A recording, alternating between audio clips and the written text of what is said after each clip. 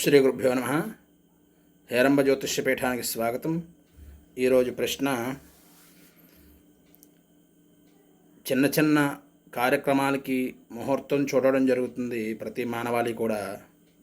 ఉదాహరణకి ఒక దుక్కి దున్నాలన్నా, అట్లాగే కొత్త బియ్యం వండుకోవాలన్నా, అట్లాగే నూతన వాహనం కొనుక్కోవాలన్నా, తర్వాత సువర్ణం అంటే బంగారం కొనుక్కోవాలన్నా, అంతేకాకుండా ఇంటిలోకి ముఖ్యంగా ఒక మిక్సీ కొని వాడాలన్నా, గ్రైండర్ కొనుక్కొని వాడుకోవాలన్నా, ఫ్రిడ్జ్ కొనుక్కొని వాడుకోవాలన్నా, వాషింగ్ మెషిన్ కొనుక్కొని వాడుకోవాలన్నా ఒక ముహూర్తాన్ని, అంటే ఒక మంచి రోజు కానీ మంచి టైం కానీ చూడడం జరుగుతుంది.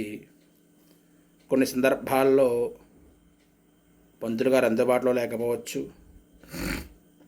ముఖ్యంగా అలాంటివి ఏవైనా ఉన్నట్లయితే కనుక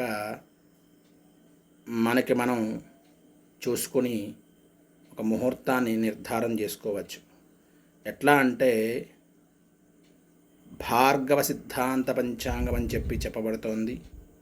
ఈ భార్గవ సిద్ధాంత పంచాంగము ఎట్లా ఉంటుందో మీకు ఒకసారి చూపిస్తాను. ఇది భార్గవ సిద్ధాంత పంచాంగము. అంటే ప్రతి మానవాళి కూడా ఈ చిన్న కార్యాలు ఏవైతే ఉన్నాయో అవన్నీ కూడా మీకు మీరుగా చిన్న ముహూర్తం నిర్ణయించుకుని చూసుకునే అవకాశం దీని ద్వారా మీకు లభ్యమవుతుంది. చూడండి, ఉదయం 6 గంటల నుంచి 6:24 నిమిషాల వరకు కూడా ఒక టైం ఉంటుంది. ఉదాహరణకి చూడండి, ఆదివారం ఉదయం 6 to 6:24 లాభం. ఏదన్నా ఒక మంచి కార్యం చేస్తే మనం లాభం వస్తుంది. అట్లాగే 6:24 నుంచి 6:48 ధనలాభము. అంటే ఒక వ్యాపార నిమిత్తం బయటికి వెళ్తే కనుక ధనం లభిస్తుంది. అట్లాగే 6:48 నుంచి 7:12 వరకు కూడా కలహం. అంటే ఆ టైంలో మనం ఎక్కడికి వెళ్ళడం సరికాదు. అట్లాగే 7:12 నుంచి 7:36 అనారోగ్య సమస్య. చూడండి, మనకి హాస్పిటల్కి వెళ్తూ ఉంటాం, కొందరు ఆ టైంకి బయలుదేరుతూ ఉంటారు, అది పని జరగదు. అట్లాగే 7:36 నుంచి 8 గంటలకు చోర భయం ఏర్పడుతుంది. అంటే ఒక వస్తువు ఎక్కడైనా పెట్టినట్లయితే కనుక అది కనిపించకుండా మాయమైపోతుంది. అలాగే ప్రతి టైంకి కూడా ఇట్లా ప్రతి 20 నిమిషాలకి ఒక ముహూర్తం ఏర్పాటు చేయబడింది. కాబట్టి మీ అందరికీ కూడా చూపించడం జరుగుతోంది. ఒక ఆదివారం ఎట్లా ఉంటుంది, సోమవారం కూడా ఎట్లా ఉంటుంది టైంని బట్టి, మంగళవారం, బుధవారం, గురువారం, శుక్రవారం తీక్షణంగా చూడండి ప్రతి ఒక్కరూ కూడా.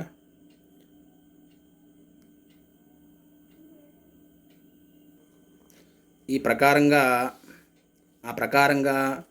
ఆ యొక్క టైంని బట్టి మీ యొక్క లాభము, శత్రుత్వము, చోరభయము ఇవన్నీ కూడా అందులో మెన్షన్ చేయడం జరిగింది.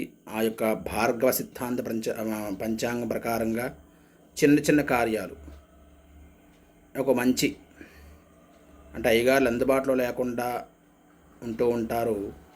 ఏదైనా చిన్న వస్తువు కొనాలంటే ఏ టైంలో బయలుదేరాలి, అట్లాగే కొత్త బియ్యం వండుకోవాలంటే ఏ టైంలో వండుకోవాలి, ఏ వారంలో వండుకోవాలి, గ్యాస్ పొయ్యి వెలిగించుకోవాలంటే ఏ టైంలో వెలిగించుకోవాలి, ఏ వారంలో కొనుక్కోవాలి, ఇవన్నీ కూడా మనకి గృహానికి సంబంధించినటువంటి, వ్యాపారానికి సంబంధించినటువంటి, తర్వాత వ్యవసాయానికి సంబంధించినటువంటి చిన్న చిన్న పనులకి చక్కగా ఈ యొక్క భార్గవ సిద్ధాంత పంచాంగం చాలా ఉపయోగపడుతుంది.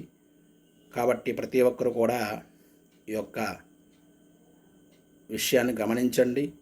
మీకు చూపించినటువంటి ఆ యొక్క ఏదైతే ఉందో ఆ యొక్క సిద్ధాంత పంచాంగ టైంని ఆధారంగా చేసుకుని మీరు ప్రతి కార్యంలో కూడా ముందుకు వెళ్ళాలని ఆకాంక్షిస్తూ సర్వే జన సుఖినో భవంతు.